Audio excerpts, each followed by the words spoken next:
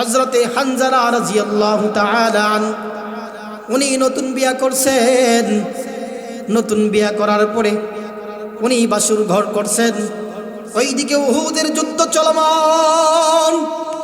উহুদের যুদ্ধে রাসূল আরবি সহ অসংখ্য গণিত সাহাবায়ে কেরাম তারা যুদ্ধের ভিতরে অংশগ্রহণ করলেন। এইদিকে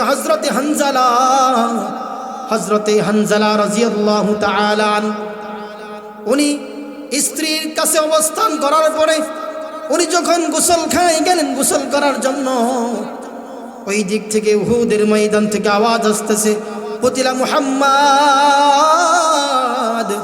কুতিলা মুহাম্মদ, মুহাম্মদ কোথায়? মুহাম্মদ তো নাই, মুহাম্মদকে মেরে ফেলা হয়েছে। ও নয়ার চরের মুসলমান, হযরতে হানজালা রাদিয়াল্লাহু তাআলা আনহু উনার কানে যখন আসছে মুহাম্মদ নাই, মুহাম্মদ নাই, উনি দৌড়ায়া গোসল থেকে বের হয়ে চলে আসতেছে তরবারি নিয়ে। পিছন থেকে আদরের স্ত্রী বলে, ও স্বামী, ও স্বামী, আপনার তো গোসল ফরজ হয়ে গেছে, আপনি গোসলের কাজ সেরে পড়ে যান। হযরতে হানজালা বলে, ও আদরের স্ত্রী গো, মুহাম্মদ দুনিয়াতে নাই, যে দুনিয়াতে মুহাম্মদ নাই এই দুনিয়াতে আমি হানজালার থাকার কোনো অধিকার নাই। আল্লাহু আকবার বলে হযরতে হানজালা রাদিয়াল্লাহু তাআলা আনহু উনি তরবারি নিয়া উহুদের ময়দানে চলে যায়। উহুদের ময়দানে চলে যাওয়ার পরে উনার তো জাহানে ঢুকছে যে মুহাম্মদ নাই, মুহাম্মদ নাই। তিনি তরবারি নিয়া যুদ্ধ করতে করতে করতে করতে করতে করতে এক পর্যায়ে উহুদের ময়দানে নববিবাহিত হানজালা শহীদ হয়ে যায়। আল্লাহু আকবার বলেন। উহুদের ময়দানে শহীদ হয়ে যাওয়ার পরে ও মুসলমান, সাহাবায়ে কেরামের কুরবানি যদি না থাকতো আজকে আমরা মঞ্চে বৈশা কথা বলতে পারতাম না। হযরতে হানজালা রাদিয়াল্লাহু তাআলা আনহু উনি শহীদ হয়ে যায়। এইদিকে পুরা উহুদের প্রান্তরের ভিতরে ঘোষণা হয়ে যায়, অমুক অমুক শহীদ হয়ে গেছে, ইন্তেকাল করেছে। বিভিন্ন প্রান্ত থেকে লোক আসতে শুরু করলো তাদের আত্মীয় স্বজনদেরকে নেওয়ার জন্য। এইদিকে হযরতে হানজালার স্ত্রী আসলো, আয়েশা, ইয়া রাসূলুল্লাহ, ইয়া হাবিবাল্লাহ, ও সরকার দু আলম। রাসূল আরবির কানে কানে বললেন, ইয়া রাসূলুল্লাহ, ইয়া হাবিবাল্লাহ। যুদ্ধের ময়দানে শহীদ হইলে তো রক্তমাখা জামা নিয়েই দাফন কাফন করা হয়, তবে আমার স্বামীর হালত তো এরকম যে আমার স্বামীর গোসল ফরজ ছিল, গোসল না করেই চলে আসছে। ইয়া রাসূলুল্লাহ, ইয়া হাবিবাল্লাহ, গোসল ব্যতীত আমার স্বামীকে দাফন কাফন করা যাবে না। আল্লাহ রাসূল সাল্লাল্লাহু আলাইহি ওয়াসাল্লাম সাহাবায়ে কেরামদেরকে লাগাইলেন যে দেখো তো হানজালার লাশটা কোথায় আছে। সাহাবায়ে কেরাম উহুদের প্রান্তে তন্ন তন্ন করে খোঁজাখুঁজি করার পরে হযরতে হানজালার লাশ কোথায় পাওয়া যাচ্ছে না।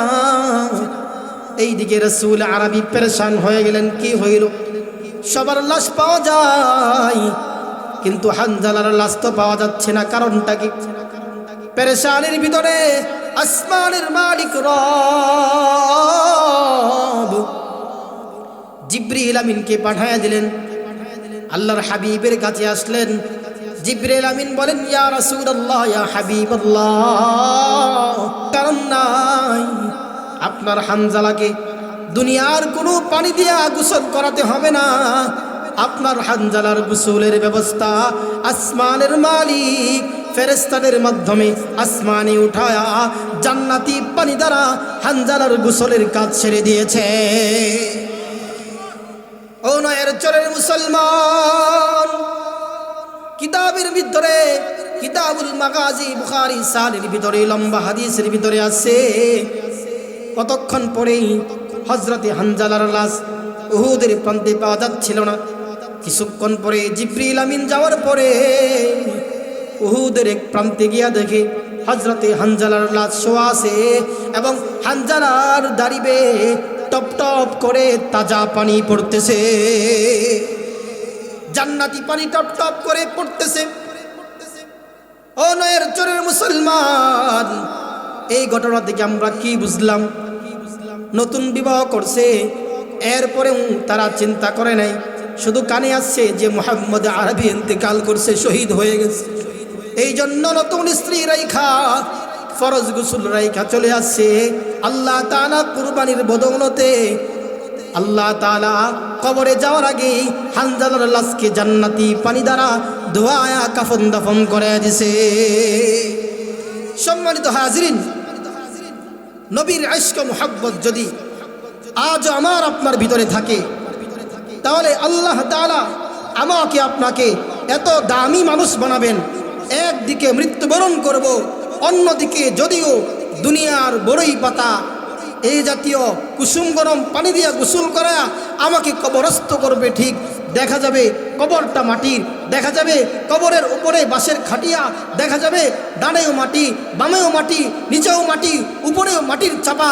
কিন্তু যে ব্যক্তিটা রাসূলের আশিকান হবে, রাসূলের ইশক যার ভিতরে লালন করবে, ওই ব্যক্তিটা যদিও আমাদের দেখা চোখে মাটির ভিতরে শুইবে, কিন্তু আল্লাহর হাবিব হাদিসে পাকে বলে ওই ব্যক্তিটা মাটির ভিতরে তোমরা দেখতেছো, কিন্তু রাসূলের আশিক হওয়ার কারণে ওই ব্যক্তিটাকে কবর দেওয়ার সঙ্গে সঙ্গেই আল্লাহ তাআলা তার কবরটাকে জান্নাতের বাগান বানায় দেবে। সুবহান। আমল সে জিंदगी बनती है, আমল সে जिंदगी बनती है, जन्नत भी जहन्नम भी, ये खाक अपने फितरत में ना नारी है ना नूरी। কবি বলেন আমলের দ্বারাই জিন্দেগি গঠিত হয়। আমল যার ভালো, ওই ব্যক্তিটার জিন্দেগি বড় দামি জিন্দেগি। দেখা যায় একটা মানুষ সেই 5 ওয়াক্ত নামাজ আদায় করে, জিকির আজকার করে, আল্লাহ ওয়ালাদের সোহবত গ্রহণ করে, উলামাদেরকে সম্মান কদর করে, কিন্তু দেখা যায় গ্রামের ভিতরে, মহল্লার ভিতরে এই লোকটা তেমন প্রভাবশালী না, এই লোকটা গ্রামের মধ্যে তেমন গণ্যমান্য না,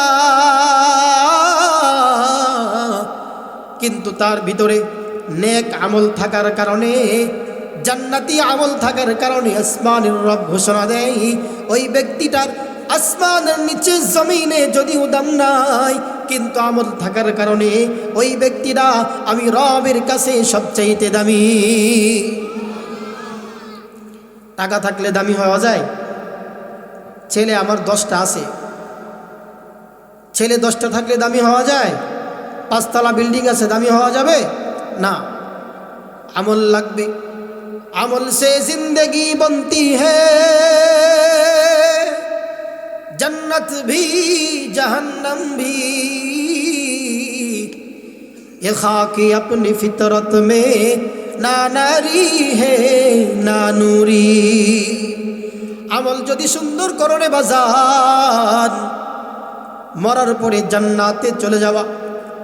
আর যদি দুনিয়ার জিন্দেগি তোমার আমল না থাকে, নেক আমল না থাকে, ভালো আমল না থাকে, তাহলে এই সুন্দর দেহ কবরে যাওয়ার পরে সাপ বিচ্ছু গ্রাস করবে, জাহান্নামের আগুন গ্রাস করবে। এই জন্য পরকালীন জিন্দেগিতে সফল হওয়ার জন্য নেক আমলের বিকল্প নাই। কথা বলেন ঠিক কিনা? এজন্য শুধু শেষ নবীর উম্মত হয়ে গেলাম, কিন্তু নবীর সুন্নত মানলাম না, নবীর ইশক নিজের ভিতরে লালন করলাম না। আমি কি নবীর সাথে জান্নাতে যেতে পারবো? না। এজন্য আমাদের ভিতরে নবীর আদর্শ, নবীর সুন্নত আসা দরকার, আছে না নাই? আরো জোরে আওয়াজ করেন, আছে না নাই? তো মুহতারাম হাজরিন, আল্লাহ রাব্বুল আলামিন আমরা কি করে জান্নাতে যেতে পারি, নবীর সাথে জান্নাতে থাকতে পারি, এই বিষয়গুলা আল্লাহ পাক কালামে পাক ইরশাদ করতেছেন। আল্লাহ বলেন, কুল ইন কুনতুম তুহিব্বুনাল্লাহ ফাত্তাবিউনি ইউহিব্বুকুমুল্লাহ। ও পয়গম্বর সরকার দু আলম, আপনি দুনিয়ার মানুষদেরকে জানায় দিন, ইন কুনতুম তুহিব্বুনাল্লাহ, তারা যদি আমি আল্লাহকে ভালোবাসতে চাই, তারা যদি আমি রবের ভালোবাসার পাত্র হতে চাই, তাহলে তারা কোন পদ্ধতিতে আমার ভালোবাসা পাবে? আল্লাহ তাআলা বড় মেহেরবান, কত দয়াবান, ইহসানওয়ালা।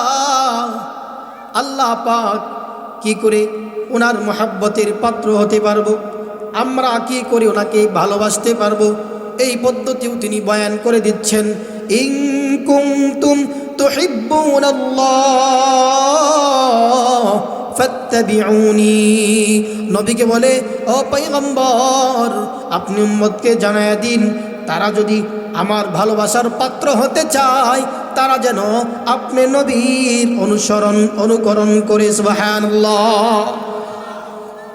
আপনারা আমার কথা বুঝতেছেন? এখন আমরা যদি আল্লাহ তাআলার ভালোবাসার পাত্র হতে চাই, তাহলে আল্লাহ তাআলা আমাদেরকে কি বললেন?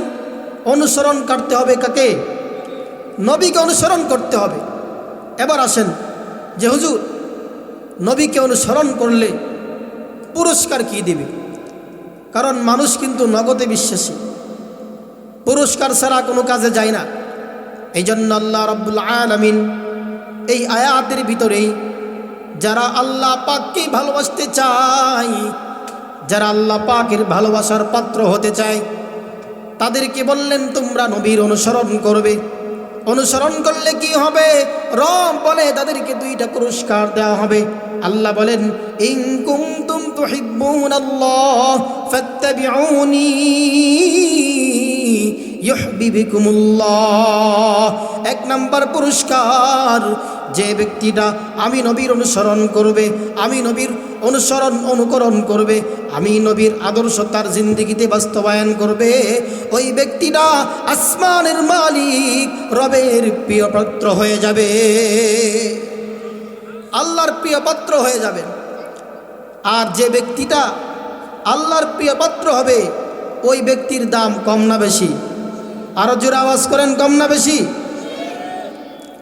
দুই নাম্বার পুরস্কার, ওয়াগফির লাকুম যুনুবাকুম। আল্লাহ বলে, ও দুনিয়ার মানুষেরা রে, আমার প্রিয় পাত্র হয়ে যাবে। আর আমার প্রিয় পাত্র, আমার ভালোবাসার প্রিয় পাত্র হওয়ার পরে তোমার ভিতরে গুনাহ থাকবে, এটা আমার সহ্য হয় না, এটা আমার কাছে ভালো লাগে না। এই জন্য রব দুই নাম্বার পুরস্কার বলে গো, যে ব্যক্তিটা আমি নবীর অনুসরণ করলো, আল্লাহ পাক বলেন আমার নবীর অনুসরণ যে ব্যক্তিটা করলো, এক নাম্বার সে আমার ভালোবাসার পাত্র হয়ে যায়, দুই নাম্বার ওই ব্যক্তিটার জিন্দেগির পিছনের সমস্ত গুনাহ আমি রব ক্ষমা করে দে। তাহলে যদি এই দুই পুরস্কার পাওয়া যায়, আমি মনে করি একজন মানুষের জন্য এর চাইতে বড় কোনো চাহিদা দরকার আছে না? নাই, দরকার নেই। কারণ সে আল্লাহর ভালোবাসার পাত্র হয়ে যাবে, তার গুনাহ আল্লাহ মাফ করে দিবেন। তার চাইতে সৌভাগ্যবান আল্লাহর জমিনে কেউ আছে? নাই। এজন্য আমরা কি আল্লাহ তাআলার ভালোবাসার পাত্র হতে চাই? আল্লাহর পক্ষ থেকে ক্ষমা পেতে চাই? সবাই চাই তো ইনশাআল্লাহ? তাহলে আমাদের ভিতরে নবীর ভালোবাসা, নবীর ইশক মোহাব্বত লালন করতে হবে। এবার আসেন যে আমার আপনার নবীকে আমরা কেন ভালোবাসবো? কারণ দুনিয়াতে একজন আর একজনকে ভালোবাসে, এর পিছনে কিছু কারণ থাকে, এর পিছনে কিছু কারণ থাকে, এর পিছনে কারণ থাকে যে ওই লোকটার ধন দৌলত আছে বেশি, এই জন্য তাকে ভালোবাসে। কথা বলেন ঠিক কিনা? কেউ কেউ আবার বিভিন্ন নারীদেরকে পছন্দ করে। কেন পছন্দ করে? ওই নারীটা অনেক সুন্দরী, তার ধন ও দৌলত অনেক বেশি, টাকা পয়সা অনেক বেশি, অট্টালিকা অনেক আছে, এই জন্য মোহাব্বত করে। কিন্তু আমার আপনার রব তিনি বলেন আমার নবীকে কেন ভালোবাসবে? এর মধ্যে এক নাম্বার কারণ হইল আমার আপনার নবীকে স্বয়ং আল্লাহ তাআলা ভালোবাসেন। সুবহানাল্লাহ বলেন। আমার আপনার নবীকে স্বয়ং রব আসমানের মালিক রব ভালোবাসেন। অতএব যাকে আল্লাহ তাআলা ভালোবাসেন ওই মানুষটাকে আমাদের ভালোবাসা দরকার আছে না? দুই নাম্বার কারণ হচ্ছে, আমি সংক্ষেপে বলতেছি, আমার আপনার নবী, আমার আপনার নবীকে রব এত বেশি মহব্বত করতেন যে দুনিয়ার অন্যান্য যত নবী আছে সমস্ত নবীকে আল্লাহ তাআলা প্রয়োজনের তাগিদে নাম ধরে রাখতেন, কিন্তু আমার আপনার রব আমার আপনার নবীকে কোনোদিন নাম ধরে রাখেন নাই। আমরা যদি কালামে পাকের দিকে তাকাই তাহলে কালামে পাকের ভিতরে বিভিন্ন রকমের আয়াতের ভিতরে আল্লাহ তাআলা আদম পয়গম্বর থেকে নিয়ে ঈসা পয়গম্বর পর্যন্ত সমস্ত নবী যাদেরকেই ডাকার প্রয়োজন পড়ছে সমস্ত নবীদেরকে নাম ধরে রাখছেন। যেমন ইয়া আদম, ইয়া মূসা, ইয়া ঈসা, ইয়া জাকারিয়া, ইয়া ইয়াহইয়া, সমস্ত নবীদেরকে আল্লাহ তাআলা নাম ধরে রাখছেন। কিন্তু আমার আপনার নবী এমন কদরওয়ালা সম্মানওয়ালা নবী যে নবীকে আসমানের মালিক কোনোদিন নাম ধরে ডাকেন না। আল্লাহু আকবার বলেন। আল্লাহ তাআলা আমার আপনার নবীকে যখন ডাকার প্রয়োজন পড়েছে কোনোদিন নাম ধরে ডাকেন নাই। আমার আপনার নবীকে আসমানের মালিক ডাকছেন, ইয়া আইয়ুহান নবী, ইয়া আইয়ুহার রাসূল, ইয়া আইয়ুহাল মুজাম্মিল, ইয়া আইয়ুহাল মুদ্দাসসির। আল্লাহু আকবার বলেন। আমার আপনার নবী কত সম্মানওয়ালা, আমার আপনার নবীকে রব কি পরিমাণ মহব্বত করতেন, নবীকে নাম ধরে পর্যন্ত কালামে পাকে ডাক দেয় নাই। শুধু তাই না, আল্লাহ পাক শুধু নিজে ডাক দেন নাই, বিষয়টা এমন নয়। কালামে পাকের অন্য আয়াতের ভিতরে আল্লাহ তাআলা জানা দেয়, ও দুনিয়ার মানুষ, আমি শুধু নিজে ডাকি নাই, বিষয়টা এমন নয়। আনেওয়ালা যত মানুষ আসবে কেউ আমার মুহাব্বতের পাত্র মুহাম্মদকে নাম ধরে ডাকবেন। আল্লাহু আকবার বলেন। আল্লাহ বলেন, লা তাজআলু দুআআর রাসূল, লা তাজআলু দুআআর রাসূল বাইনাকুম কাদুআই বাযিকুম বাযা। ও দুনিয়ার মানুষ রে, আমি যে মুহাম্মদকে তোমাদের কাছে পাঠাইলাম এই মুহাম্মদকে তোমরা যেরকম ভাবে একজন আরেকজনকে নাম ধরে ডাকো, আমার প্রিয় পুত্র মুহাম্মদ আরবিকে তোমরা কোনোদিন নাম ধরে রাখবেন। আল্লাহু আকবার বলেন। শুধু তাই না, যদি বয়ান করতে হয় লম্বা সময় চলে যাবে। আমরা দেখেছি কালামে পাকের ভিতরে আদম পয়গম্বর থেকে নিয়া ঈসা পয়গম্বর পর্যন্ত যত নবীরা দুনিয়াতে আসছে কাফের মুশরিকরা সমস্ত নবীদেরকে নিয়ে আর কটূক্তি করছে না, গালিগালাজ করছে কিনা কথা বলেন? আপনারা কি আমার কথা বুঝতেছেন? আলোচনার সামনে আসতেছে, ভূমিকা সাজায় নিতেছি। আদম পয়গম্বর থেকে নিয়ে ঈসা পয়গম্বর পর্যন্ত যত পয়গম্বর রব জমিনের মধ্যে পাঠাইছেন সমস্ত নবীদেরকেই দাওয়াতের দায়িত্ব দিয়েছেন, কালেমার দায়িত্ব দিয়েছেন দাওয়াত দেওয়ার জন্য। কিন্তু কাফের মুশরিকের দল সমস্ত নবীদেরকে নিয়ে তারা ঠাট্টা বিদ্রুপ করেছে, খারাপ খারাপ কথা বলছে কিনা? যখন এই কথা বলছে অন্যান্য নবীদের বেলায় নবীরা কাফেরদের বিরুদ্ধে তারা উত্তর দিছে। যেরকম হযরত হুদ আলাইহিস সালাতু ওয়াস সালাম তিনি বলেন, ক্বালা ইয়া কওমি আলাইসা বি সাফাহা, হুদ আলাইহিস সালাতু ওয়াস সালামের সম্প্রদায়ের লোকেরা উনি যখন দাওয়াত দিতেন ওনার কওমের লোকেরা বলতো, ও হুদ তুমি তো নির্বুধ পাগল জাহেল। হযরতে হুদ আলাইহিস সালাতু ওয়াস সালাম বলে, না না না, ক্বালা ইয়া কওমি, হে আমার কওম, আমি সাফাহা, আমি নির্বুধ না।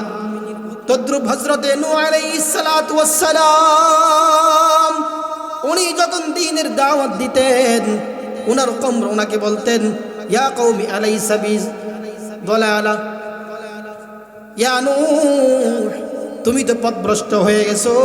নূহ আলাইহিস সালাতু ওয়াস সালাম তিনি উত্তর দিতেন, ইয়া কওম, না না না, ইয়া কওম, হে কওম, আমি পথভ্রষ্ট নয়। এখানে বুঝার বিষয় হইল আমার আপনার নবী সরকারে দু আলম উনি যখন দ্বীনের দাওয়াত দিতেন কাফের মুশরিকরা ওনাকে উনিয়া ঠাট্টা বিদ্রুপ করতো, পাগল বলতো, কিন্তু আমার আপনার নবী তিনি উত্তর দেয় নাই। আমার আপনার নবীর বেলায় স্বয়ং কাফেরদের বিরুদ্ধে আসমানের মালিক নিজে উত্তর দিয়েছেন, সুবহানাল্লাহ। আল্লাহ বলেন, ওমা সাহিবুকুম বিমাজনুন, ও কাফের সম্প্রদায়, তোমাদের সাথী মুহাম্মদ আরবি উনি পাগল নয়। তোমরা যাকে পাগল বলতেছো উনি সরকার দু আলম, উনি উভয় জাহানের বাদশাহ, উনি জান্নাতে পা রাখার আগ পর্যন্ত অন্য কোনো মানুষ জান্নাতে পা রাখতে পারবে না। আল্লাহু আকবার বলেন। তো সম্মানিত হাজরিন, যে নবীকে আল্লাহ তাআলা এত শান ও মান দিয়েছেন, এই নবীকে আমাদের ভালোবাসার দরকার আছে না নাই?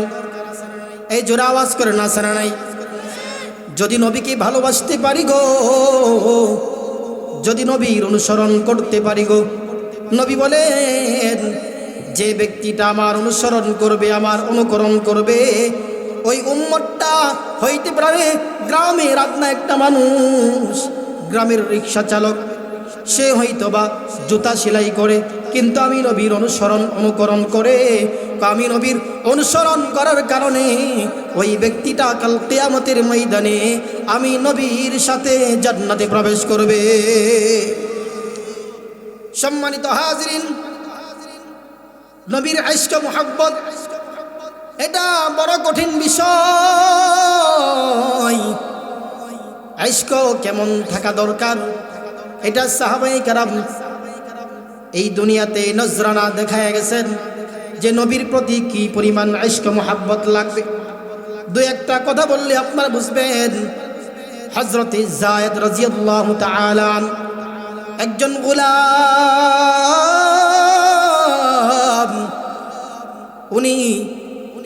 উনি হারায়া গেছিলেন, ওনাকে লোকেরা দইরা বাজারে আইনা বিক্রি করে দিয়েছে গোলাম বলে। আগেকার সময়ে রাসূলের জামানায় গোলামবাদীর ক্রয় বিক্রয় চলতো। হযরতে যায়েদ রাদিয়াল্লাহু তাআলা ওনাকে গোলাম বলে বিক্রি কইরা দিছে। বিক্রি করার পরে এক পর্যায়ে সে রাসূলের দরবারে আসছে, রাসূলের মালিকানায় উনি জীবন যাপন করতেছেন। কয়েকদিন যাওয়ার পরে হযরতে যায়েদ রাদিয়াল্লাহু তাআলা ওনার পিতামাতা সংবাদ পাইল যে যায়েদ মুহাম্মদ আরবি সাল্লাল্লাহু আলাইহি ওয়াসাল্লামের দরবারে আছে। পিতামাতা হযরতে যায়েদকে নেয়ার জন্য আসলো। আয়েশা বলল, ইয়া রাসূলুল্লাহ, ইয়া রাসূলুল্লাহ, ইয়া হাবিবাল্লাহ, ও সরকার, যে যায়েদ আপনার সাথে চলাফেরা করতেছে, আপনি লালন পালন করতেছেন, এই যায়েদের পিতামাতা আমরা দুইজন, অতএব যায়েদকে আমরা নিতে আসছি। এই সংবাদ শোনার পরে ও নয়ের চরের মুসলমান ছোট্ট যায়েদ যখন দেখলেন মাতা পিতা আসছে রাসূলের দরবার থেকে হযরতে যায়েদকে নেয়ার জন্য, হযরতে যায়েদ বলে, ইয়া রাসূলুল্লাহ, ইয়া হাবিবাল্লাহ, ও সরকার দু আলম, আমি আমার পিতামাতার সাথে যাইতে চাই না, আমি মৃত্যু পর্যন্ত আপনি নবীর গোলাম হয়ে থাকতে চাই। আল্লাহু আকবার বলেন। নবীর প্রতি কি পরিমাণ ইশক আর মুহাব্বত ছিল হযরতে যায়েদ। ছোট্ট বালক যায়েদ মাতা পিতা আছে নেয়ার জন্য, এরপরও যাই নাই। কেন যাই নাই? নবীর মুহাব্বত তার দিলের ভিতরে এমন ভাবে প্রবেশ করছে গো। ও পর্দার অন্তরালের মা, তোমার ভিতরে নবীর ইশক মুহাব্বত থাকা দরকার। ও মুরব্বী বাজানরা, আপনার ভিতরেও নবীর মুহাব্বত থাকা দরকার। ও যুবক ভাই, তোমার ভিতরেও হযরতে যায়েদ ছোট্ট বালক যেরকম ভাবে উনি বিক্রি হয়া গোলাম হয়া রাসূলের দরবারে আসছে, পিতামাতা আসছে নেয়ার জন্য, যায় না যায় না যায় না। কেন? মুহাম্মদ আরবি এমন এক মানুষ যার চরিত্র, যার আচার অনুষ্ঠান দুনিয়ার অন্য কোনো মানুষের সাথে মিলে না। ও নয়ের চরের মুসলমান, আমরা তো বর্তমান সময়ে আদর্শ খোঁজাখুঁজি করি। খেলোয়াড়ের কাছ থেকে, কথা বলেন ঠিক ঠিক, নায়ক নায়িকার কাছ থেকে আমরা আদর্শ গ্রহণ করতে চাই। কোন খেলোয়াড় কেমনে কাটিং করে, তার চুলের ভিতরে কি কালার লাগায়, এগুলো আমরা গ্রহণ করতে চাই। ও বাজান, অথচ ওই আদর্শ, খেলোয়াড়ের আদর্শ, কোনো নায়ক নায়িকার আদর্শ, এগুলো আমার জীবনকে আদর্শ জীবন হিসাবে গড়ে তুলতে পারে না। আমার জীবনকে সবলকাম জীবন একমাত্র রাসূলের জীবন আদর্শের মাধ্যমেই হইতে পারে। কথা বলেন ঠিক কিনা? সমস্ত সাহাবায়ে কেরাম বয়ান শোনার পরে চলে যাচ্ছেন। চলে যাওয়ার পরে হযরতে তালহা বলে, ইয়া রাসূলুল্লাহ, ইয়া হাবিবাল্লাহ, ও সরকার দু আলম, সমস্ত সাহাবীরা চলে গেছে, আমি আপনার কাছ থেকে একটা সবক নিতে চাই। ইয়া রাসূলুল্লাহ, ইয়া হাবিবাল্লাহ, আপনি আমাকে একটা সবক দেন। পয়গম্বর রাসূল আরবি সাল্লাল্লাহু আলাইহি ওয়াসাল্লাম, ওনার দিলে ছোট্ট সাহাবীর কথাটা লাগলো কিরে। সমস্ত সাহাবায়ে কেরাম চলে গেল, ছোট্ট বালক তালহা সে আমার কাছ থেকে আলাদা সবক নিতে চায়। তার দিলে আমার অগাধ ভালোবাসা, অতএব তাকে আমার পরীক্ষা করা দরকার।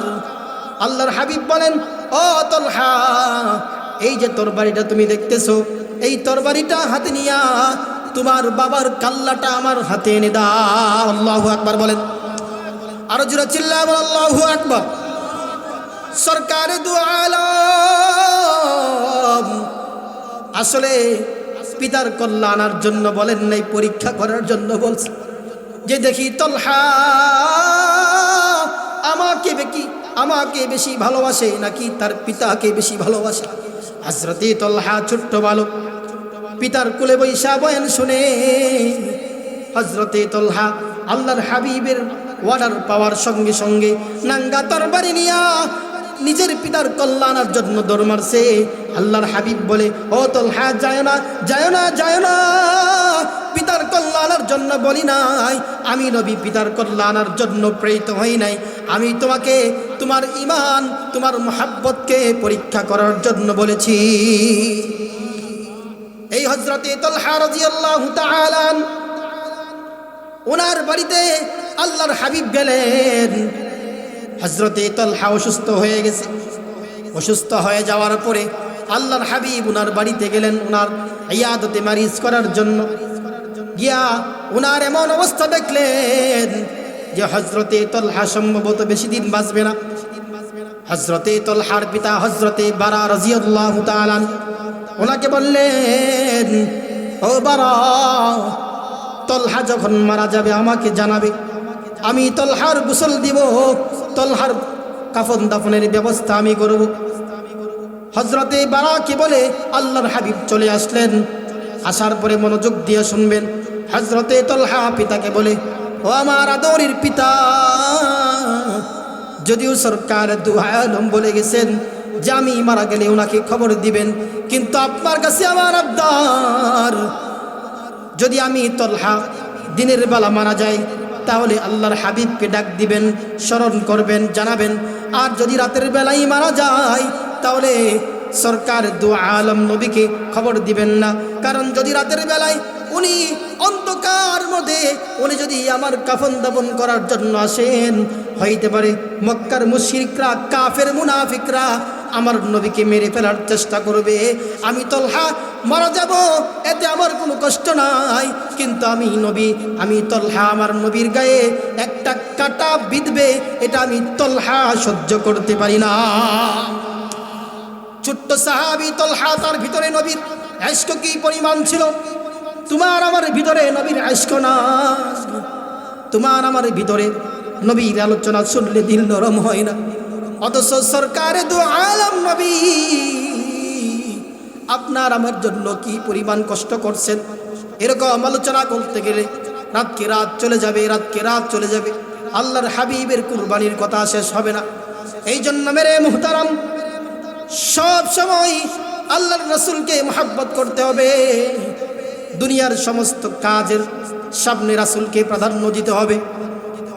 আল্লাহর হাবিব বলেন, ক্বালা রাসূলুল্লাহ সাল্লাল্লাহু আলাইহি ওয়াসাল্লাম, লা ইউমিনু আহাদুকুম হাত্তা আকুনা আহাব্বা ইলাইহি মিন ওয়ালিদিহি ওয়া ওয়ালাদিহি ওয়ান নাসি আজমাইন। বুখারী শরীফের হাদিসের ভিতরে আছে, আল্লাহর হাবিব বলেন, তোমাদের কেউ প্রকৃত মুমিন হইতে পারবে না যতক্ষণ পর্যন্ত আমি নবীকে তোমার নিজের জানের চাইতে, তোমার পিতামাতার চাইতে, তোমার সন্তানের চাইতে, পুরা আলমের চাইতে আমি নবীকে বেশি মহব্বত না করবে। এই জন্য নয়ের চরের মুসলমান, ও পর্দার অন্তরালের মা, তোমার ভিতরে যদি ইশক থাকে, নবীর মহব্বত থাকে, তাহলে তোমার সন্তান ও আশিক রাসূল হবে। কথা বলেন ঠিক কিনা? আফসোসের সাথে বলতে হয়, বর্তমান সময়ে আমরা এমন এক জায়গায়, এমন এক সময় অবস্থান করতেছি, আমার নবীকে নিয়ে কটূক্তি করা হয়, আমার নবীকে গালি দেওয়া হয়, কিন্তু দেখা যায় আমার নেতাকে যদি গালি দেয় আমার গায়ে লাগে, কিন্তু আমার নবীকে গালি দিলে আমার গায়ে লাগে না। কথা বলেন ঠিক কিনা? এই জন্য মেরে মুহতারাম, আজকের এই মাহফিল থেকে আপনাদের সামনে একটা পয়গাম পৌঁছাইতে চাই। বর্তমান সময়ের আলোচিত একটা বিষয়, মুরব্বীরা প্রত্যেক আলেমকে বলতেছে, বর্তমান সময়ে প্রত্যেকটা মিম্বার থেকে এই আলোচনা করা দরকার, এই এলান দেওয়া দরকার যে আমার আপনার নবী শেষ নবী, আনা খাতামুন নবিয়্যিন লা নবিয়্যা বাদি, আমার নবী শেষ নবী, আমার নবীর পরে আর কোনো নবী নেই। কিন্তু আফসোসের সাথে বলতে হয়, গোলাম আহমদ কাদিয়ানি আমার আপনার নবীকে আখরি নবী মানে না, তারা নিজেদেরকে শেষ নবী দাবি করে, অথচ আমার রব্বি পাক কালামে পাকে বলেছেন, মা কানা মুহাম্মাদুন আবা আহাদিম মির রিজালিকুম ওয়ালাকিন রাসূলুল্লাহ ওয়া খাতামান নবিয়্যিন। আল্লাহ তাআলা বলেন, এই নবী শেষ নবী, এই নবীর পরে আর কোনো নবী আসবে না। এই জন্য আয়াত এবং হাদিস সুস্পষ্ট।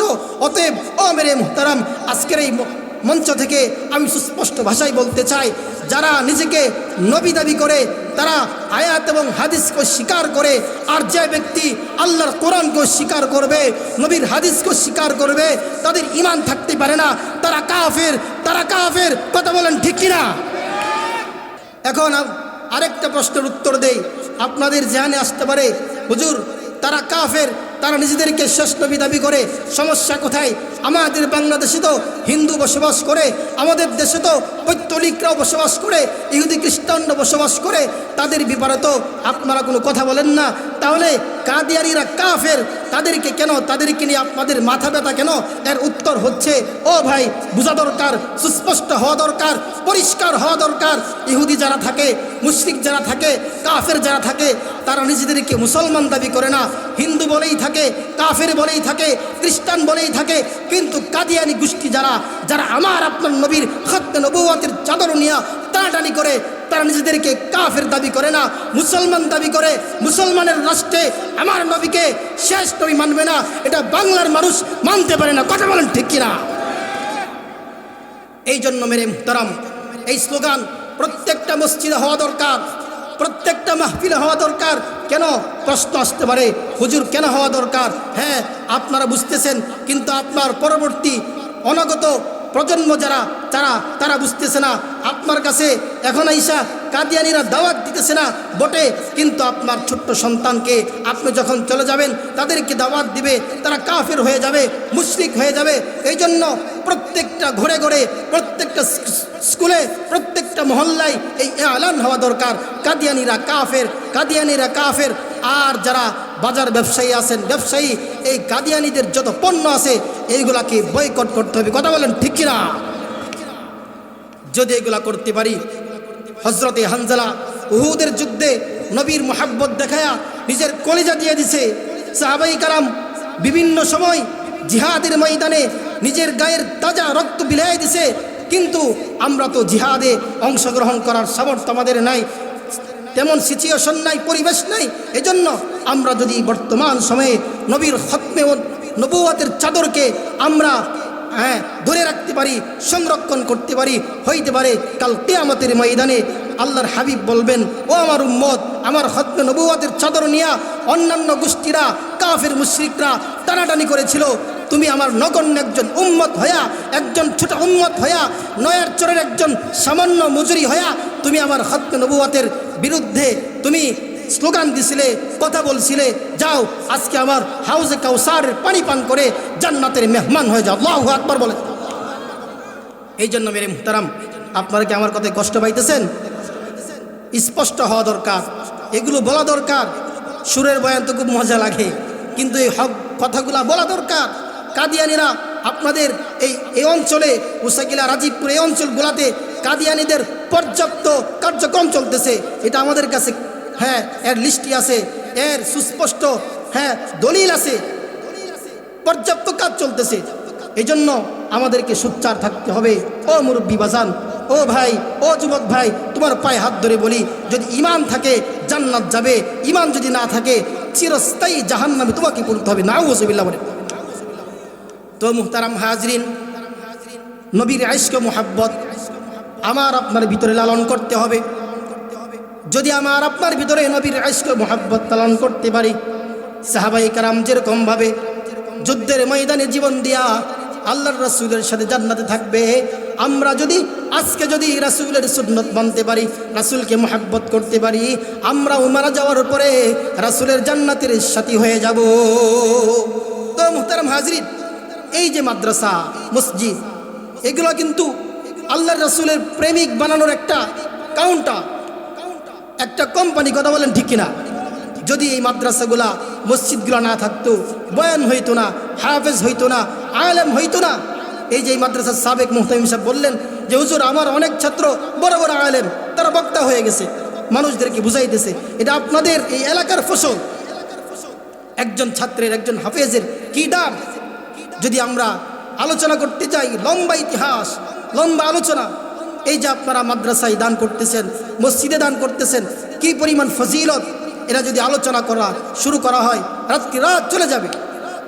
তো সম্মানিত হাজরিন, আমি মাদ্রাসা সম্পর্কে কয়েকটা কথা বলে আলোচনা শেষ করব ইনশাআল্লাহ। বাদশাহ হারুনুর রশিদ অনেক বড় বাদশাহ ছিল। সে একদিন নিয়ত করলো সে একটা বিশাল মসজিদ বানাবে। বাদশাহ হারুনুর রশিদ বলে, জীবনে অনেক কাজ করলাম, জীবনে অনেক কাজ করেছি, কিন্তু আল্লাহর কাছে কবুল হওয়ার মতো কোনো কাজ করেছে এটা আমার মনে হয় না। এই জন্য বাদশাহ হারুনুর রশিদ সে নিয়ত করলো যে আল্লাহর ঘর বানাবো। কারণ আল্লাহর হাবিব সাল্লাল্লাহু আলাইহি ওয়াসাল্লাম হাদিসে পাকে বলেন, মান বানা লিল্লাহি বাইতান বানাল্লাহু বাইতান ফিল জান্নাহ। আল্লাহু আকবার বলেন। যে ব্যক্তি দুনিয়াতে আল্লাহর ঘর বানাবে, আল্লাহ তাআলা ওই ব্যক্তির জন্য জান্নাতের বিশাল অট্টালিকা বানিয়ে দিবে। এই জন্য বাদশাহ হারুনুর রশিদ সে নিয়ত করলো যে আমি একটা আল্লাহর ঘর বানাবো, আর এমন একটা ঘর বানাবো যে ঘরের ভিতরে দুনিয়ার অন্য কোনো মানুষের একটা পয়সাও নিব না। এই নিয়ত করে বাদশাহ হারুনুর রশিদ সে বিশাল এক মসজিদ নির্মাণ করলো। নির্মাণ করার পরে তার দিলে একটা ইয়াকিন, তার দিলে একটা তামান্না যে কবে থেকে এখানে মানুষ একত্রিত হয়ে নামাজ আদায় করবে, ইবাদত করবে, জিকির আজকার করবে, এরকম চিন্তা ফিকির চলমান।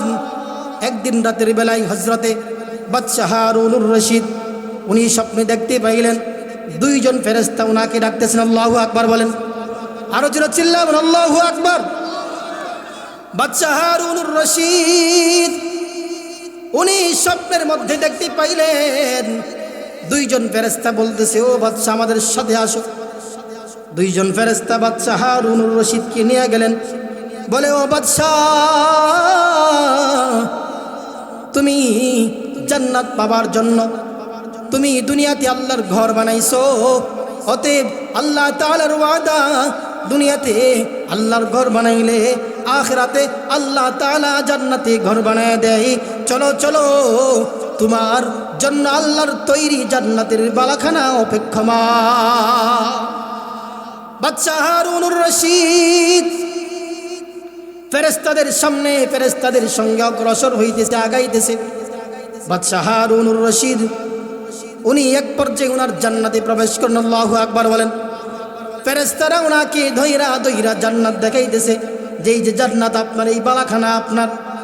বাদশা হারুনুর রশিদ উনি স্বপ্নের মধ্যে জান্নাত দেখতেছে আর চোখ বেয়ে টপ টপ করে পানি পড়তেছে। আল্লাহু আকবার বলে। বাদশা হারুনুর রশিদ জান্নাত দেখা যখন বের হয়, ওনার জান্নাতের বরাবর আরেকটা জান্নাত দেখতেছে। বাদশা হারুনুর রশিদ দৌড়ায় ওই জান্নাতে প্রবেশ করতে চাইল। ফেরেশতারা বলে, ও বাদশা, তোমার জান্নাত যেটা দেখছো এটা তোমার জন্য, সামনের যে জান্নাত এটা তোমার জন্য বরাদ্দ না, এটা তোমার এই মসজিদ যে নির্মাণ করছে এর ভিতরে একজন যুগালী ছিল, রাজমিস্ত্রি ছিল, আল্লাহ তাআলা তার জন্য এই জান্নাতকে বানায় রাখছে। বাদশা হারুন জিগায়, ও ফেরেশতারা রে, দুনিয়াতে মসজিদ বানাইলাম, এর ভিতরে একটা পয়সা একটা পাথরও অন্য কোনো মানুষের কাছ থেকে নেই নাই, তাহলে জান্নাত তো আমার দরকার, আমার নামে থাকা দরকার। যুগালীর নামে জান্নাত কোত্থেকে আইলো? কথা বলেন ঠিক কিনা? বাদশা হারুনুর রশিদ যখন ফেরেশতাদেরকে জিগাই, ফেরেশতারা বলে, ও বাদশা, আপনার যুগালীদের মধ্যে এক যুগালী ছিল, নাম ছিল আহমদ। ওই আহমদ আপনার এই বিশাল ব্যয়বহুল খরচের ভিতরে সে বেশি কিছু দান করতে পারে নাই, এর ভিতরে মাত্র সে 3টা পাথর ব্যবস্থা করছে। এই জন্য আল্লাহ তাআলা আসমানের মালিক, তার এই 3 পাথরের বদলাই আল্লাহ তাআলা আসমানের মালিক জান্নাতে তার মতো তার জন্য একটা বিশাল বালাখানার ব্যবস্থা করে দিয়েছে। বাদশা হারুনুর রশিদের ঘুম ভেঙে যায়। ভেঙে যাওয়ার পরে উনি রাজপ্রাসাদে যাওয়ার পরে সমস্ত রাজমিস্ত্রিদেরকে ডাক দেয়, কিরে, কার এত বড় সাহস? আমি বললাম যে এই মসজিদের ভিতরে কারো কাছ থেকে টাকা নিব না, কে এর ভিতরে সহযোগিতা করলো? এক পর্যায়ে রাজমিস্ত্রি দাঁড়ায় গেছে, ও বাদশা, আপনার এই ব্যয়বহুল খরচের ভিতরে আমি যুগালীর দেওয়ার মতো কোনো কিছু নাই, আবার আপনি আবার নিষেধ করছেন যাতে না দেওয়া হয়, এই জন্য আমি সামর্থ্য নাই, তবে মনে মনে একটা তামান্না, আমিও যাতে করে জান্নাতে মারা যাওয়ার পরে জান্নাতে আমার জন্য যাতে করে একটা ঘরের ব্যবস্থা হয়, এই জন্য আমার পৈতৃক সম্পত্তি একটা জমি ছিল, এই জমি আমি খনন করতেছিলাম। খনন করতে করতে করতে করতে একেবারে জমিনের নিচে আপনার এই মসজিদ নির্মাণের জন্য যে পাথর আনছেন, সাদা পাথর, আমি জমিনের গভীরে আমি আপনার এই মসজিদ নির্মাণের সাদা পাথরের মতো 3টা পাথর পেয়ে যাই। আমি 3টা পাথর পেয়ে যাই। পেয়ে যাওয়ার পরে ওই যুগালী রাজমিস্ত্রি তার দিলে আসলো যে সুযোগ একটা পাইছি, বাদশা তো আর দেখবে না, কারণ পাথরের কালার যদি ভিন্ন হইতো তাহলে তো ধরা খাইতো। কথা বলেন ঠিক কিনা? আপনারা কি আমার কথা বুঝতেছেন? কষ্ট পাইতেছেন আপনারা? ওই যুগালী যখন বাদশার সামনে দাঁড়ায় যায়, বাদশা বলে, কি রে বেটা, বললাম যে এই মসজিদ আমি কারো কাছ থেকে অনুদান দিব না, এরপরেও তুমি এর ভিতরে অংশগ্রহণ কিভাবে করলা? ওই যুগালী বলে, বাদশা নামদার, মসজিদ যখন করতেছিলেন আবার দিলটা ভেঙ্গে খান খান হয়ে যাচ্ছে, যে যদি সামর্থ্য থাকতো তাহলে দুনিয়াতে রহবের একটা ঘর বানাইতাম। আল্লাহু আকবার বলে। ওই রাজমিস্ত্রি বলে, ও বাদশা নামদার, আমি রাতের বেলায় লুকায়া লুকায়া মাটি খনন করে 3টা পাথর পাইলাম, যে পাথরগুলা আপনার পাথরগুলার সাথে মিলে যায়। আমি রাতের অন্ধকারে যখন পুরা পৃথিবীর মানুষ ঘুমায়, পশু পাখিরা পর্যন্ত ঘুমায় রয়েছে, আমি রবের জান্নাতে একটা ঘর পাওয়ার জন্য 3টা পাথর চুরি করে আপনার এই নির্মাণাধীন বিল্ডিংয়ের পাথরের টালের ভিতরে আমি রাইখা চলে যাই। আর এই 3 পাথর রাখার কারণে হইতে পারে আল্লাহ তাআলা আপনার জান্নাতের অট্টালিকার সামনে আল্লাহ তাআলা আমার জন্য একটা অট্টালিকা বানায় রাখছে। ও নয়ের চরের মুসলমান, আমার ঘটনা বলা উদ্দেশ্য নয়। এই যে বিল্ডিং বানাইতেছেন মাদ্রাসার জন্য, এই বিল্ডিংয়ের ভিতরে হাফেজ হবে, আলেম হবে, যারা আমার আপনার মতো হাজারো মানুষের ইমামতি করবে, বুঝাইবে। ও নয়ের চরের মুসলমান, তোমার কপালের মতো দামি কপাল নাই। কারণ একজন হাফেজ কোরআন কত দামি। একজন হাফেজ তোমার ঘরে রাইখা খাওয়াইলা, তোমার ঘরে খায়া তার মাথায় পাগড়ি আসলো। ও নয়ের চরের মুসলমান, এই ছেলেটা যখন কাল কিয়ামতের ময়দানে সে জান্নাতের ফয়সালা হয়ে যাবে, জান্নাতে যাবে, হইতে পারে সে জান্নাতের ফয়সালা পায় যাওয়ার কারণে সে খুশিতে আত্মহারা হয়ে যাবে। কিন্তু রব বলবে, ও গোলাম, হাফেজ হইলা, জান্নাতের মালিক হয়ে গেলা, কিন্তু কিসের বদলায় কার ঘরে খাইছিলা? ওই লজিংওয়ালাকে না যায় জান্নাতে যায় না। আল্লাহু আকবার বলেন, আর যারা চিল্লায় বলেন আল্লাহু আকবার। এই জন্য নয়ের চরের মুসলমান, এই যে আপনাদের মাদ্রাসা মসজিদ, এটা আপনাদের জন্য জান্নাতে যাওয়ার একটা মেশিন, একটা গাড়ি। কথা বলেন ঠিক কিনা? এটা একটা মেশিন, জান্নাতে যাওয়ার একটা মেশিন। যদি বাদশা হারুন তার রাজমিস্ত্রি যদি রাতের আধারে 3টা পাথর দেওয়ার কারণে যদি জান্নাতের মালিক হইতে পারে, আপনার ঘরে খায়া আপনার টাকায় যদি প্রতিষ্ঠান চইলা, যদি প্রতিষ্ঠান থেকে হাফেজ আলেম বের হয়, আপনার জন্য আসমানের মালিক জান্নাতে ঘরের ব্যবস্থা করবেন কিনা? করবে। এই জন্য মেরে মুহতারাম, আলোচনা তো অনেক লম্বা করা দরকার, মনে চাই বলতে। এই যে মাদ্রাসাগুলা, এখানে যারা শ্রম দিচ্ছে, এদের কপালে চুমু খাওয়া দরকার। কথা বলেন ঠিক কিনা? এদের কপালে চুমু খাওয়া দরকার যে এরা জান্নাতে যাওয়ার মেশিনের ভিতরে শ্রম দিতেছে। কি কষ্ট! রাত্রিবেলা আপনারা যারা আজকে এখান থেকে যাবেন, হ্যাঁ, আপনারা ফজরের নামাজের আগে উঠেন, কিন্তু মাদ্রাসার তলাবারা 4টা বাজে উঠে তাহাজ্জুদ পড়ে তারা কালামে পাকের তিলাওয়াত করে, এই যে তিলাওয়াত করতেছে, এই ছেলেটাকে আপনার বাপে খাওয়াইতো, আপনার মা খাওয়াইতো, আজকে তারা দুনিয়াতে নাই, কিন্তু এই যে খাওয়ায় গেল, এটা অটোমেটিক অটোমেটিক অটোমেটিক তাদের কবরে সব যাইতে শুরু করবে। সুবহানাল্লাহ। একটা উদাহরণ দিই। এক সন্তান তার পিতাকে বলল, বাবা, আমার জন্য বাজার থেকে 1 কেজি আম নিয়ে আইসো। আরেক সন্তান বলল, বাবা, আমার জন্য। আরেক পিতার সন্তান বলল, বাবা, আমার জন্য তুমি 1 কেজি আম নিয়ে আইসো। একজনের পিতা 1 কেজি আম আনলো, আরেকজনের পিতা আম না আইনা দামি, খুব ভালো, ফসল বেশি দেয়, ফল বেশি দেয়, এরকম একটা আমের চারা আনলো। আপনারা কথা বুঝতেছেন আমার? 1 কেজি আম আনার পরে আম কিন্তু নগদে খায় লাইছে, সন্তানরা খুব খুশি। কিন্তু যে সন্তানের জন্য আম না আইনা আমের চারা আনলো, এটা সাময়িক কষ্ট হইতেছে, সন্তান তার দিলে কষ্ট আসতেছে। বললাম আম আনতে, কিন্তু আম নাই না, আমের চারা আনছে। দেখা গেছে 1 বছর 6 মাস 3 মাস না যাইতেই এই গাছের ভিতরে আম ফলন শুরু হয়েছে, অনেক ফল হয়েছে। পরবর্তী বছর 10 কেজি, এর পরের বছর 15 কেজি, এর পরের বছর 40 কেজি। তাহলে আপনাদের কাছে প্রশ্ন, যিনি যে পিতা 1 কেজি আম আইনা খাওয়ায় শেষ করে দিল, সে বেশি বুদ্ধিমান, নাকি আম না আইনা গাছ আইনা দিল, যেটা প্রতি বছর 2 মাস 3 মাস পরে পরে আম হইতেছে, নিজেরা খাইতেছে, আত্মীয় স্বজন খাইতেছে, সন্তান বিদেশে থাকে, লন্ডন থাকে, আমেরিকা থাকে, ওখানেও পাঠাইতেছে। যে পিতা গাছ লাগাইলো সে বেশি বুদ্ধিমান। কে বেশি বুদ্ধিমান? যে গাছ লাগাই দিছে।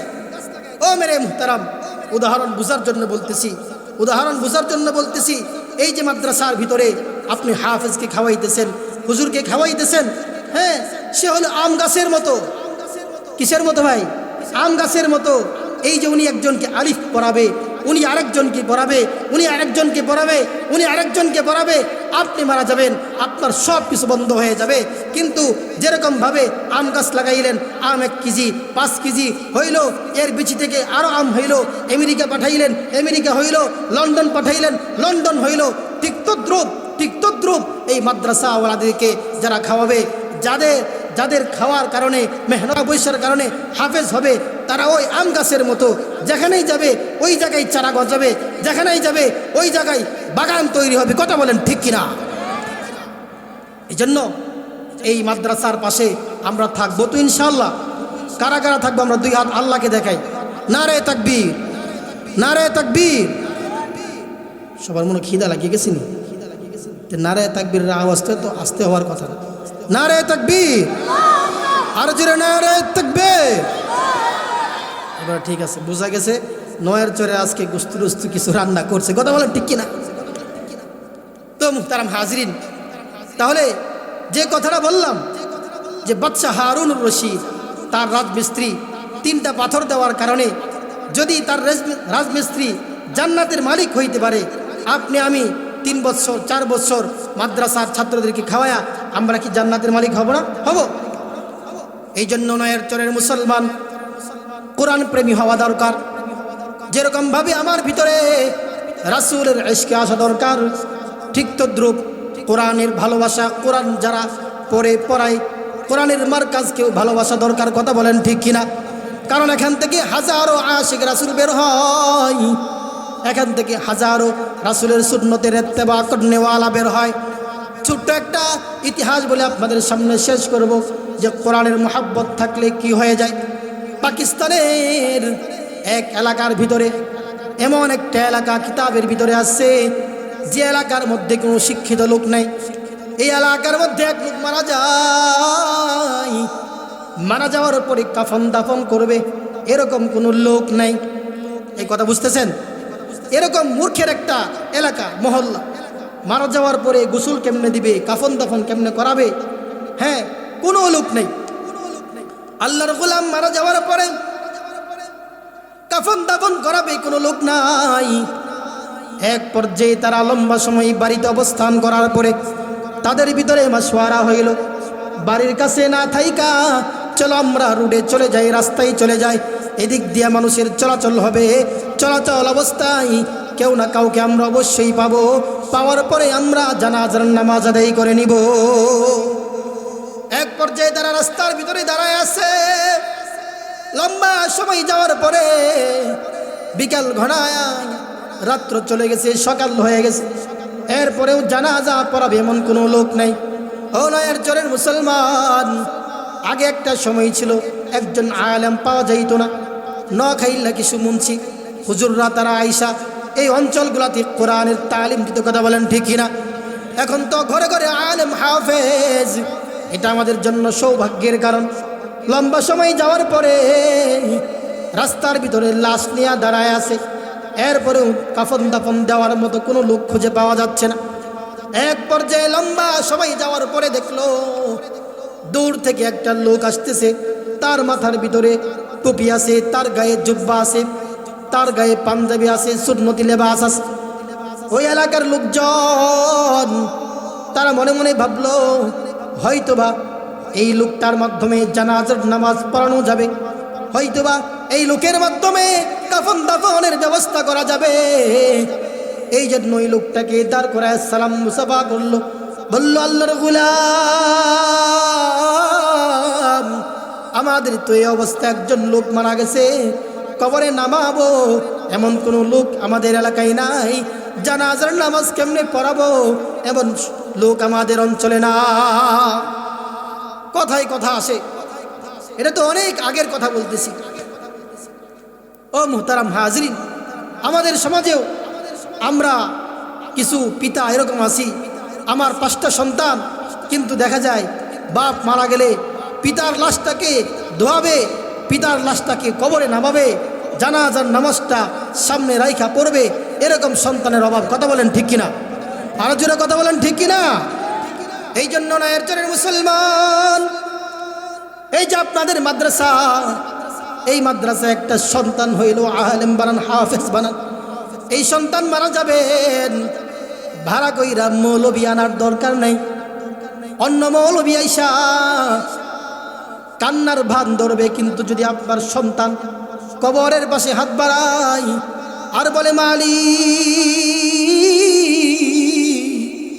পিতা কত কষ্ট কইরা মাদ্রাসায় পড়াইছে, খানার টাকা ছিল না, জামা পরার টাকা ছিল না, নিজে ছেঁড়া জুতা পরতো, আমাকে চামড়ি জুতা নতুন জামা পরাইতো।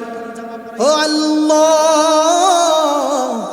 আমার পিতা মারা গেছে, আল্লাহ আমার পিতার কবরের আযাবকে তুমি মাফ করে দাও। এরকম যখন সন্তান হাত বাড়াবে, চোখ বেয়ে টপ টপ টপ টপ করে পানি পড়বে, আর আল্লাহ তাআলা ওই পিতার কবরের আযাবকে মাফ করে দিবে। এই জন্য নয়ের চরের মুসলমান, একটা সন্তানকে আলেম বানাও, একটা সন্তানকে হাফেজ বানাও। হাফেজ বানাইতে না পারলেও একটা সন্তানকে, একটা ছেলেকে তোমার ঘরে লজিং খাওয়াও। তোমার সামর্থ্য নাই, আলেমকে মুহাব্বত করো। আল্লাহর হাবিব সাল্লাল্লাহু আলাইহি ওয়াসাল্লাম হাদিসে পাকে ইরশাদ করেন, কুন আলিমান আও মুতাআল্লিমান আও মুঈনান আও মুহিব্বান ফালা তাকুন খামিসা। আল্লাহর হাবিব বলেন, ও দুনিয়ার মানুষ, কুন আলিমান আও মুতাআল্লিমান আও মুঈনান আও মুহিব্বান ফালা তাকুন খামিসা। হয়তো তুমি আলেম হও, 2 নম্বরে আলেম না হইতে পারলে আলেমের শাগরেদ হও। আলেমের শাগরেদ, ছাত্র হওয়ার সৌভাগ্য তোমার নাই। বড় হয়ে গেছো, মুরব্বী হয়ে গেছো, তুমি যে জায়গায় আলেম থাকে, যে জায়গায় ইলমের চর্চা হয়, যে মানুষগুলা ইলমের চর্চা করে তাদের সহযোগিতা করো। সহযোগিতা করার সামর্থ্য তোমার নাই। যে মানুষগুলা ইলম শিখে, ইলম শিক্ষা করে শিখাই, ওই মানুষগুলাকে তুমি মুহাব্বত করো। এই মানুষগুলাকে তুমি মুহাব্বত করো। মুহাব্বত করলে তো আর টাকা লাগে না, টাকা লাগে? এই সময় কথা বলেন, টাকা লাগে? রাসূল বলেন, ফালা তাকুন খামিসা। এই 4 প্রকারের বাইরে কেউ যায় না। এই 4 প্রকারের বাইরে গেলে তোমার জিন্দগি ধ্বংস হয়ে যাবে। তো মেরে মুহতারাম, আলোচনা শেষ করে দিচ্ছি। যে কথাটা বলতেছিলাম, যে লাশ নিয়ে রাস্তার ভিতরে দাঁড়ানো, জানাজা পড়াবে এমন কোনো লোক পাওয়া যাচ্ছে না। এক পর্যায়ে এক লোক আসতেছে, তাকে দেখে ভাবলো যে উনি মনে হয় জানাজার কাফন দাফনের ব্যবস্থা করতে পারবে। ওই লোকরে দাঁড় করায়া বলে, আল্লাহর গোলাম, আমরা তো এরকম বিপদের ভিতরে বসি, আমাদেরকে আপনি হেফাজত করেন, সাহায্য করেন, দয়া করেন। ওই আল্লাহর গোলাম বলে, আমি তো বড় কোনো আলেম না, আমি একজন পুলিশ কর্মকর্তা, আমি সরকারি চাকরি করি। হ্যাঁ, তবে আমি মোটামুটি জানাজার নামাজ পড়াবার মতো আমার ভিতরে ইলম আছে, যাও তোমাদের কাছে আমি সহযোগিতা করি। ওই আল্লাহর গোলাম উনি বললেন, ঠিক আছে, তোমরা যেহেতু মুসিবতে পড়ছো, নাই মামার চাইতে কানা মামা ভালো, যাও জানাজার কাফন দাফনের ব্যবস্থা আমি করি। ওই লোক জানাজার নামাজ পড়াইলেন, কাফন দাফন করাইলেন। কাফন দাফন করানোর পরে উনি যখন যাইতে শুরু করলেন, উনার অফিসের কাছে যাওয়ার পরে, উনার পকেটে হাত দেওয়ার পরে উনি হঠাৎ করে চমকে উঠলেন। দেখলেন যে উনার পকেটের ভিতরে সরকারি যে কাগজপত্র আছে এগুলো নাই। উনি পেরেশানির ভিতরে পড়ে গেলেন, কারণ সরকারি কাগজপত্র না থাকলে তো চাকরিটা চলে যাবে। কথা বলেন ঠিক কিনা? এই জন্য আল্লাহর গোলাম দৌড়ায় আবার আসলেন, যে সম্ভবত যেখানে আমি কাফন দাফন করেছি, কবরস্থ করেছি, হইতে পারি ওই জায়গায় আমার মানি ব্যাগটা পড়ে গিয়েছে। দৌড়ায়া চলে আসছে। আসার পরে ওই এলাকার লোকজনকে বলল, ভাই আমার তো জরুরি কাগজপত্র হারায় গেছে, এখন আমার কি করা?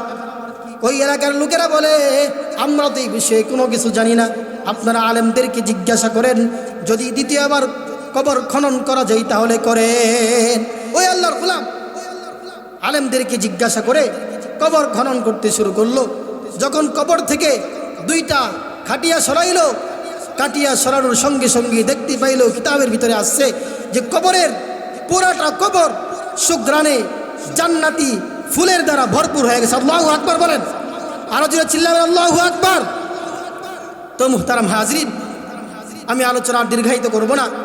আমাদের আজকের এই মহতি মজলিসের প্রধান বক্তা, অনেক বড় ওয়াইজ আলেম দ্বীন, উনি চলে আসছেন।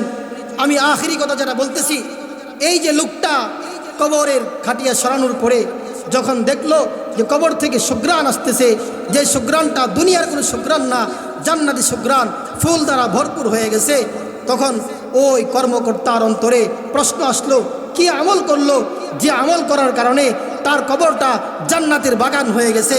এই জন্য উনি দৌড়ায়া ওনার পরিবারের কাছে গেলেন। যাওয়ার পরে ওনার পরিবার দুনিয়াতে নাই, ওনার মেয়ে বেঁচে ছিল। মেয়েকে জিজ্ঞাসা করলো, ও মেয়ে, তোমার পিতার কবরের হালত তো এরকম, তোমার পিতা কি আমল করত আমার জানা দরকার। মেয়ে বলে, আমার পিতা তো তেমন কোনো বড় আলেম ছিল না, তেমন আবেদও ছিল না, এরপরেও আমি দেখতাম আমার পিতা এই যে ঘরের এই যে খাটিয়া আছে, চাং আছে, এই চাঙের উপর থেকে কি জানি নামায়া উনি আঙ্গুল বুলাইতেন, কি জানি বলতেন, পড়তে পারতেন না, বুকে রাখতেন, চুমাইতেন, আর চোখ দিয়ে টপ টপ করে পানি বেয়ে পড়তো। সুবহানাল্লাহ বলেন। ওই লোক ওই চাঙের উপর থেকে কাপড় দিয়ে পেঁচানো ওই কিতাবটা নামাইলেন। নামায় দেখে এটা দুনিয়ার অন্য কোনো কিতাব না, এটা হচ্ছে আল্লাহ তাআলার সবচাইতে গুরুত্বপূর্ণ কিতাব সাইয়্যিদুল কুতুব, যে কিতাব আল্লাহ তাআলা আমার আপনার নবীর উপর নাজিল করেছিলেন, কালামুল্লাহ শরীফ। বলেন সুবহানাল্লাহ। ওই লোকের আর বুঝার বাকি রইল না। এই কোরআনের মহাব্বতের কারণে, কোরআনকে চুমু দেওয়ার কারণে আল্লাহ তাআলা তার কবরকে, একজন গ্রাম্য মানুষ কিন্তু কোরআনের মহাব্বতের কারণে আল্লাহ তাআলা তার কবরকে নূর দ্বারা, তার কবরকে সুঘ্রাণ দ্বারা, জান্নাতি ফুল দ্বারা ভরপুর করে দিয়েছেন। বলেন সুবহানাল্লাহ।